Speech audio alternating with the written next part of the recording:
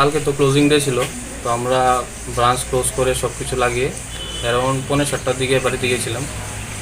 তো সব ঠিকঠাকই ছিল, রাতে কোনো খবর পাইনি। আজকে সকালে হঠাৎ 9টার দিকে কল আসে আমাদের যে এখানে একজন আছে মেসেঞ্জার ওর থেকে, ব্রাঞ্চের নাকি আমাদের ক্যাশ অফিসারের পিছন দিকে একটা জানলা আছে, ওইটার গ্লাসটা কেটে একটা শিক ওরা কেটে নিয়েছে। কেটে তারপর ওইটাকে ভিতরে এসে বাইরে থেকে ও বললো এতটুকু দেখা যাচ্ছে যে আমাদের বল্টের শাটারটা ওরা কেটে নিয়েছে। তো যেহেতু এটা পুলিশের মামলা হবে, আমরা কেউ এটাতে ধরিনি। তারপর থানায় খবর দেওয়া হয়েছে লেম্বুচর আউটপোস্ট। আপনাদের যে লকারের টাকা পয়সা সবকিছু কি ঠিকঠাক আছে? সব ঠিক আছে, বল্ট ওরা খুলতে পারেনি। তারা কি স্যার কিছু এখান থেকে নিতে পেরেছে?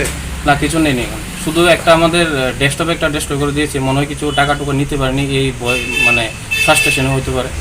একটা ডেস্কটপ নষ্ট করেছে আর কাগজপত্র কিছু নিচে পালিয়ে দিয়েছে। Don't forget to like, share, and subscribe to East Mojo. For any queries, put them down in the comments section below and press on the bell icon for notifications.